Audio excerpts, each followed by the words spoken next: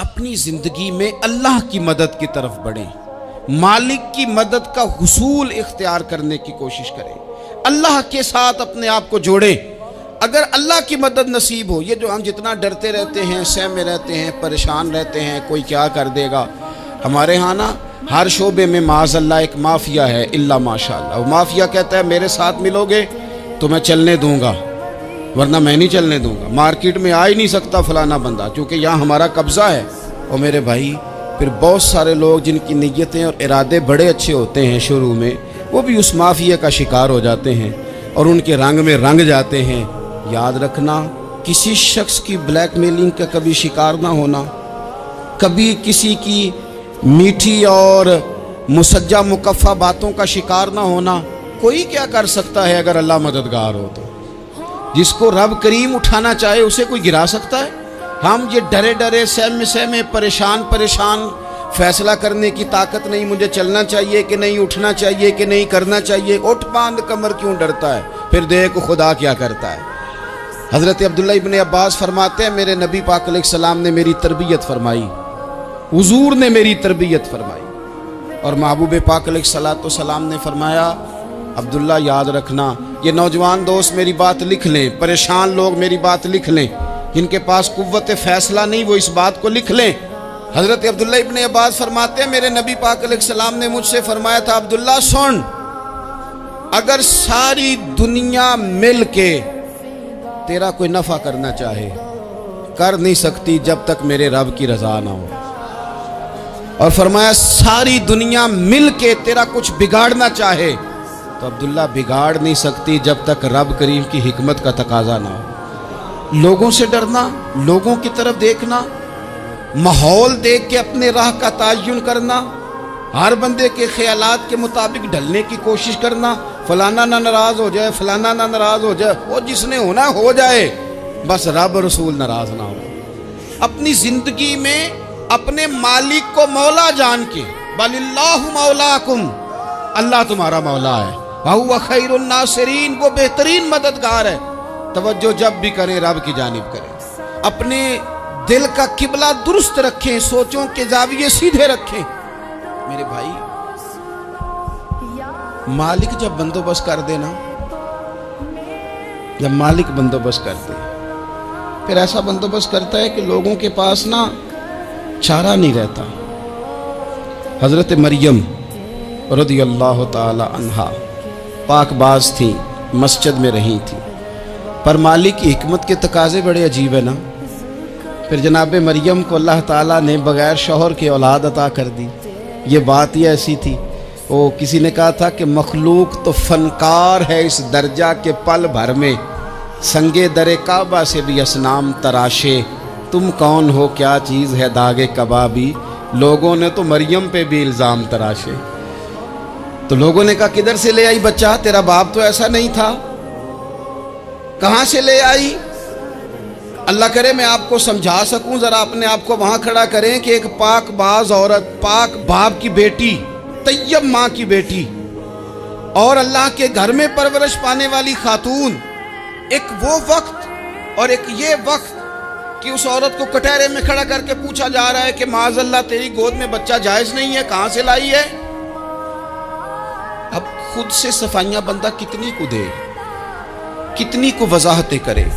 اور میں نے تو اپنی زندگی میں دیکھا ہے زیادہ وضاحت دینے والے کو بھی لوگ جھوٹا سمجھنے لگ جاتے ہیں، زیادہ وضاحت دینے پر بھی لوگ کمزوری کا اظہار سمجھتے ہیں کہ کمزور پڑ گیا۔ آپ صلح کی کوشش کرتے ہیں، سامنے والا بزدل سمجھ لیتا ہے، زیادہ وضاحتیں بھی کمزور کر دیتی ہیں۔ اب حضرت مریم کو کٹہرے میں کھڑا کر کے کہا بچہ کس کا ہے؟ تو پھر خدا بندوبست جب کرے، اللہ جب مددگار ہو، تو پھر حضرت مریم کی گواہی درختوں سے نہیں دلوائی، اس نے پتوں سے نہیں دلوائی، پھر فرشتے نہیں بھیجے۔ حضرت مریم کہنے لگی مجھ سے نہ پوچھو، وہ جو پنگوڑے میں ہے اسی سے پوچھ لو، ان سے پوچھو نا، وہ کون ہے پوچھ لو، ان سے کر لو سوال۔ انہوں نے کہا پنگوڑے میں چند دنوں کا بچہ، یہ جواب دے گا؟ مددگار تھا رب، ان کی برات کا اعلان کرنا تھا مالک نے، اور جب مالک اعلان کر دے، جب مالک تیری صفائی دینا چاہے، جب مالک تجھے دنیا کے سامنے نکھارنا چاہے، تو پنگوڑے میں لیٹے حضرت عیسیٰ بول کے کہنے لگے انی عبداللہ آتانی الکتاب، فرمایا میں اللہ کا بندہ ہوں، رب نے مجھے کتاب عطا کر کے نبی بنا کے دنیا میں بھیجا ہے، میں اللہ کا بندہ ہوں، کتاب لے کے آیا ہوں، نبی بن کے آیا ہوں۔ پھر پنگوڑے سے اعلان ہو گیا، پھر بچہ بول پڑا۔ اور یہ ایک دفعہ نہیں بات ہوئی، یہ بنی اسرائیل میں ایک جریج نام کے شخص بھی تھے جو نماز پڑھ رہے تھے، بعض نے لکھا ہے نفل نماز تھی، اماں نے پکارا تو آئے نہیں، تو ماں کے منہ سے نکل گیا تو اتنی دیر تک مرے گا نہیں جب تک کسی بے حیا عورت کا منہ نہ دیکھ لے۔ تو وہ عبادت گزار تھے، لیکن لوگوں نے ان کی عبادت، ریاضت، پرہیزگاری کو نہیں دیکھا، بس ایک عورت کو بھیج کے الزام لگوا دیا۔ وہ عورت آیا جایا کرتی تھی، اب آ جاتی ہیں عورتیں، مسئلہ پوچھنے کی نیت سے بھی آ جاتی ہیں۔ ماحول میں کچھ جگہ ایسی بھی ہیں جہاں عورتیں دم کرانے کے بہانے آ جاتی ہیں۔ وہ خاتون آتی جاتی تھی اس خانقاہ پہ، آستانے پہ، یہ بخاری میں موجود ہے، پھر اس نے کہا میری گود میں جو بچہ ہے یہ انہی کا ہے۔ مجھے بتائیں کیسے بندہ وضاحت دے؟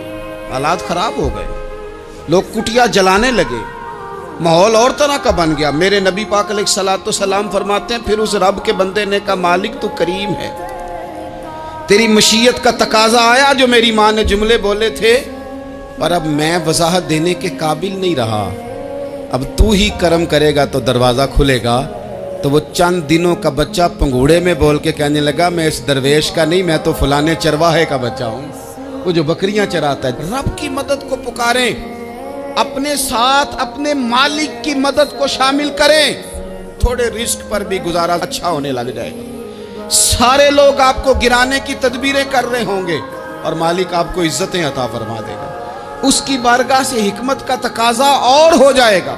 ہم نے ساری زندگی لوگوں کو راضی کرنے میں گزار دی، ساری زندگی بڑھاپا آ گیا بچوں کو پالتے، اور بچوں نے آخری عمر میں کہہ دیا ابا اگر کوئی ڈھب کا کام کر لیتے تو آج ہمارے دن بھی پھر نہ جاتے۔ ساری زندگی گزار دی بہن بھائیوں کو راضی کرنے میں، ساری زندگی گزار دی ذمہ داریاں اٹھانے میں، ان کو 99 دفعہ دیا، ایک دفعہ نہیں دیا تو انہوں نے کہہ دیا تو نے تو کبھی دیا ہی نہیں، تو تھا ہی نہیں۔ ساری زندگی محلے داروں، علاقے والوں کو راضی کرنے میں گزار دی۔ اور میں نے ایسے لوگ بھی دیکھے دین کے لیے وقت گزارا، لیکن جب بڑھاپے میں دانت کام نہ کرتے تھے تو وقت کے مفتیوں کو بھی مسجدوں کی کمیٹیوں نے کہہ دیا اب آپ کی سمجھ نہیں آتی، ہم نے خطیب کو یور رکھنا ہے، نہ دیکھو دنیا کی طرف، دنیا رلا دیتی ہے، نہ راضی کرو بندوں کو، بندے تھکا دیتے ہیں، نہ پیچھے بھاگو ہر وقت دنیا داروں کے، یہ انسان کو کمزور کر دیتے ہیں۔ وہ تو کریم ہی بڑا ہے، 2 آنسو زمین پر بعد میں گرتے ہیں، بندے کے گناہ سارے پہلے معاف فرما دیتا ہے۔ اللہ کی مدد کا حصول، اپنے مالک کی مدد کی طرف بڑھنا، آپ کو بدر کی جنگ بھی یہی درس دے گی، آپ کو احد کا میدان بھی یہی سبق دے گا، فتح مکہ بھی یہی سبق دے گا۔ میرے دوستو جب رب مدد فرمائے، جب اللہ مددگار بنے، دوستوں سے ایک بات اکثر کرتا ہوں، میں کہتا ہوں کہ جتنے درد سے آپ امیر کو اپنی کہانی سناتے ہیں نا، اور جس طرح آپ کے آنسو بات کرنے سے پہلے گر جاتے ہیں کہ غریب ہیں، بچیاں ہیں، کاروبار نہیں، او میرے سنگیو، اس سے آدھے آنسو اپنے رب کی بارگاہ میں بکھیرو، اس کے حضور عرض گزار ہو جاؤ، اس سے طلب کرو۔ ایک وقت انسان پر زندگی میں ایسا آتا ہے کہ اسے یوں محسوس ہوتا ہے کہ میرا سایہ بھی ذرا سا پیچھے ہٹ گیا ہے، اسے یوں لگتا ہے کہ میں کسی سہارے پہ ہاتھ ڈالتا ہوں تو وہ بھاگ جاتا ہے مجھ سے، لیکن مالک کی بارگاہ ایسی عظیم بارگاہ ہے، رب رسول کے آستانے اتنے بڑے ہیں کہ آپ جب وہاں کشکول طلب دراز کرتے ہیں تو جھولی پھیلانے میں دیر لگتی ہے، ان کو بھرنے میں تو کوئی دیر نہیں لگتی۔ ہم نے اپنا سوچ کا قبلہ ہی دنیا کو بنا لیا۔ یہ جو اللہ والوں کی مدد ہے یہ تو ہے اللہ ہی کی مدد ہے، لیکن یہ جو سیٹھوں کی طرف توجہ کرنا، نوابوں کی طرف توجہ کرنا، دنیا داروں کی طرف توجہ کرنا، اور اپنا مزاج اس طرح کا بنا لینا، یارو गर्दन को झुका देता है खैरात का पत्थर, जहां में मांगने वालों के सर कभी ऊंचे नहीं होते। और इकबाल कहते हैं गैरत है बड़ी चीज़ जहाने तगो दो में, पहनाती है ये फ़क्र को ताजे सरदारा। मैं अर्ज़ करूँगा कि अपनी आप जब तवज्जो का किबला अल्लाह रसूल को बनाएंगे तो रब फरमाते वयर्ज़ुक़हु मिन हैसु ला यहतसिब, मैं ना तुझे वहाँ से रिस्क दूंगा जहाँ से कभी तेरा गुमान भी नहीं गया होगा। यहाँ से भी मिल सकता है, तूने सोचा भी नहीं होगा। बुखारी शरीफ में हदीस है, हज़रत जाबिर इब्न अब्दुल्लाह फरमाते हैं नबी पाक सल्लल्लाहु अलैहि वसल्लम ने ना 300 लोगों का एक लश्कर रवाना किया किसी मुहिम के लिए, किसी जिहाद के लिए। हज़रत अबू उबैदा बिन जर्राह रदी अल्लाह ताला अन्हु अमीर लश्कर थे।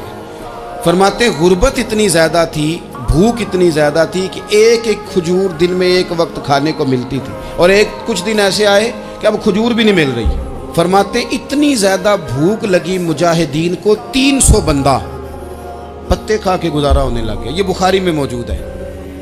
आप फरमाते कि दरिया के किनारे हमारा पड़ाव था, ठहराव था। जब भूख से निढाल हो गए ना, वयर्ज़ुक़हु मिन हैसु ला यहतसिब, अल्लाह वहाँ से रोज़ी देता है, गुमान भी नहीं होता। फरमाते एक मछली अल्लाह ताला ने दरिया के किनारे भेजी। फरमाते हैं वो थी तो मछली पर पहाड़ जितनी थी। बुखारी में लफ्ज़ हैं, हज़रत जाबिर इब्न अब्दुल्लाह रदी अल्लाह ताला अन्हु फरमाते हैं 300 आदमी 18 दिन तक उस मछली को खाते रहे, मछली ख़त्म ही नहीं हुई।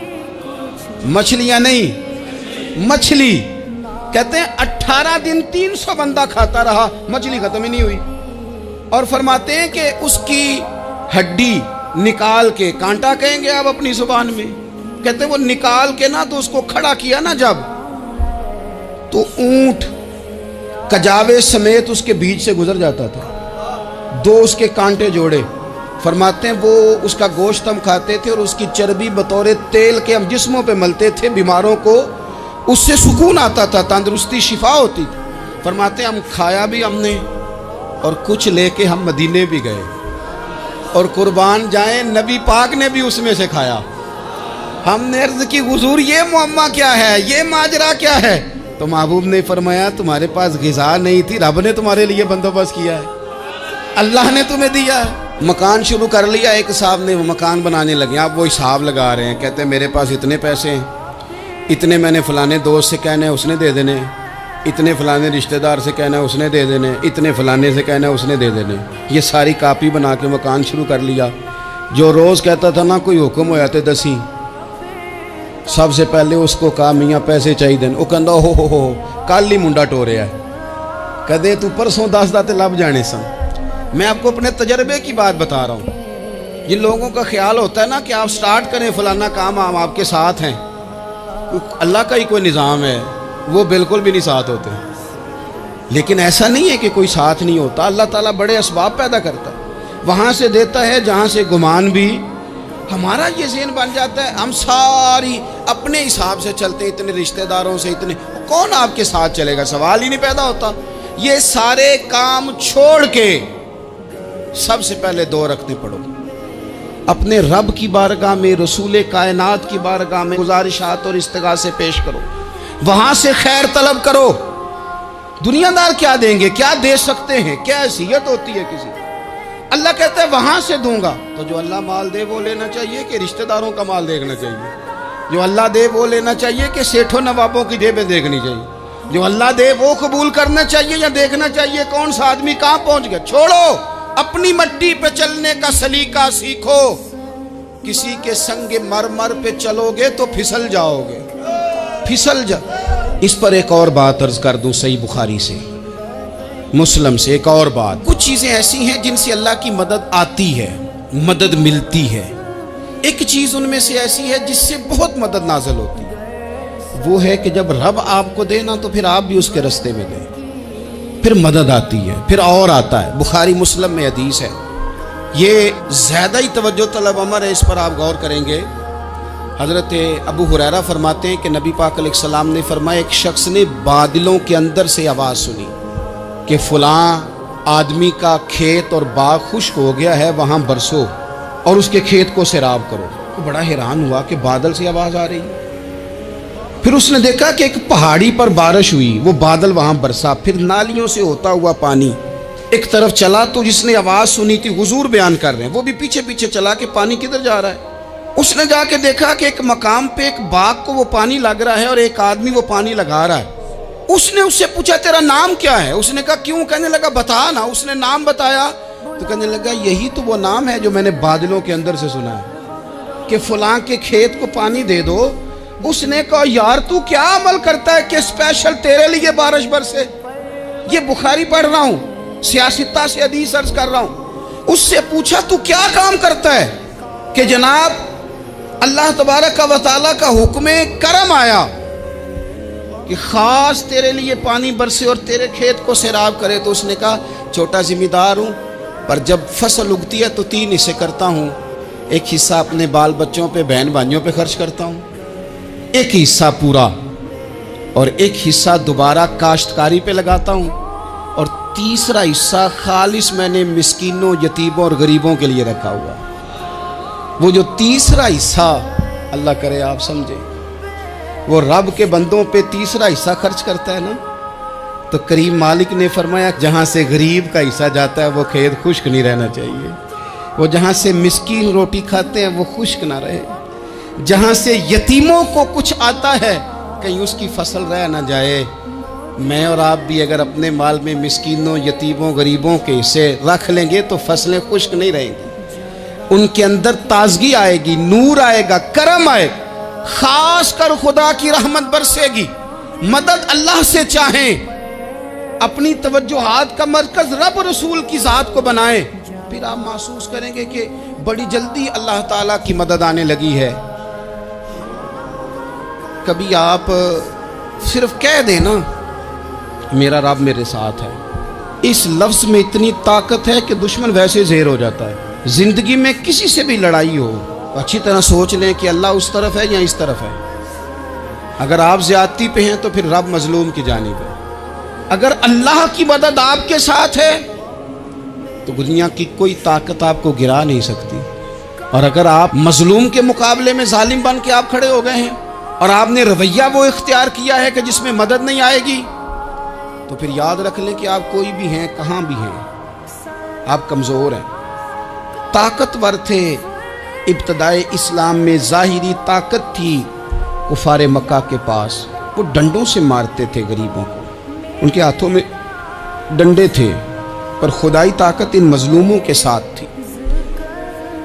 صاحب زرقانی نے لکھا ہے، حضرت زنیرہ رضی اللہ تعالیٰ عنہ ایک لونڈی ہے، غریب ہے، ماڑے دا کی کام محمد نس جانا یا رونا، غریب سادی بی بی اور لونڈی کنیزہ، ایک مشرک کی کنیزہ تھی، انہوں نے کلمہ پڑھ لیا، وہ ڈنڈوں سے مارتا، دروں سے مارتا، تکلیف دیتا۔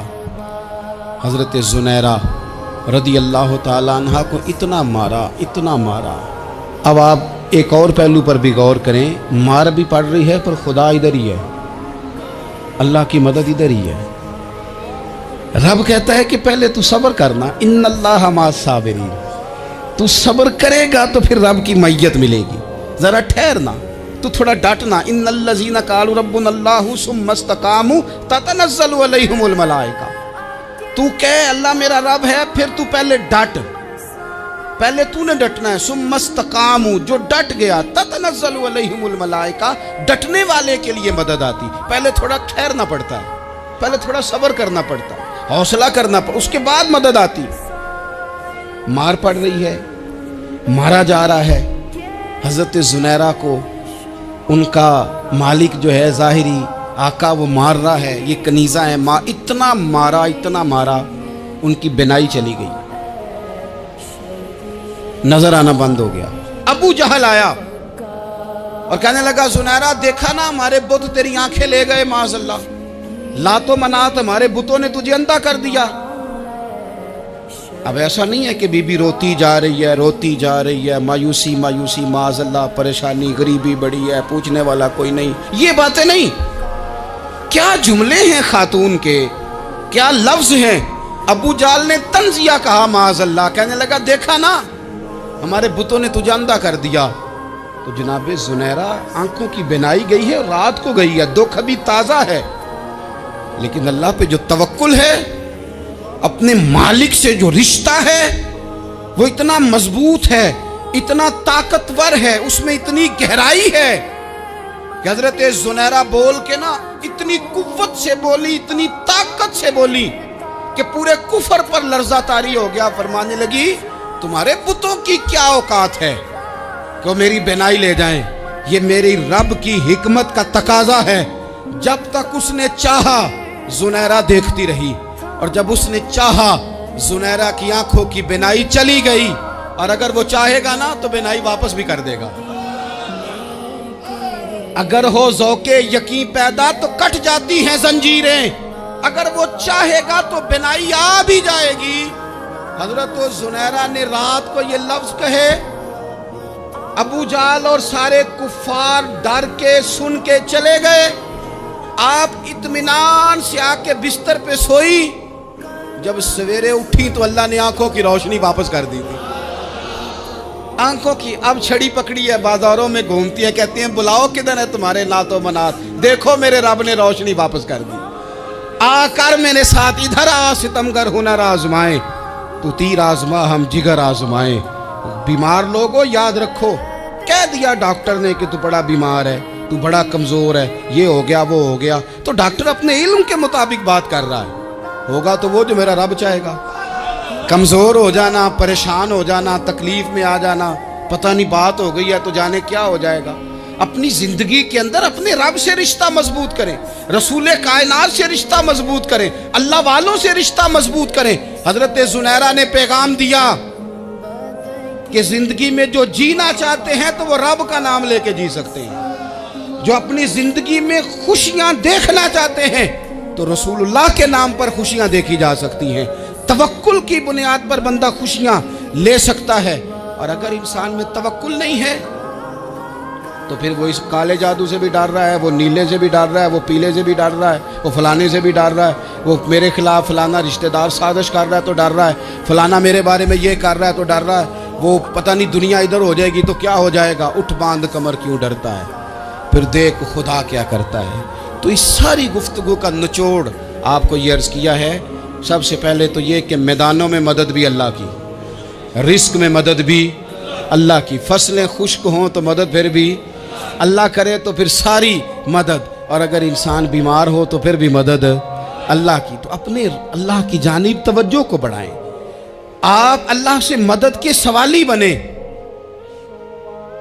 ترمذی کی ایک حدیث ہے، میں آپ کو زندگی کا تجربہ بتاتا ہوں کہ جب میں بڑا پریشان ہوتا ہوں تو یہ والی روایت کھول لیتا ہوں، مزہ دیتی ہے۔ میرے نبی پاک علیہ السلام نے فرمایا اپنے دکھ سیٹھوں نوابوں کو نہ کہنا، مالداروں کا نہ کہنا، ورنہ اللہ تمہیں کبھی غنی نہیں کرے گا۔ فرمایا اپنے دکھ اپنے رب کی بارگاہ میں عرض کرنا، جلدی کرے یا دیر سے کرے اللہ تمہیں لوگوں سے بے نیاز کر دے گا۔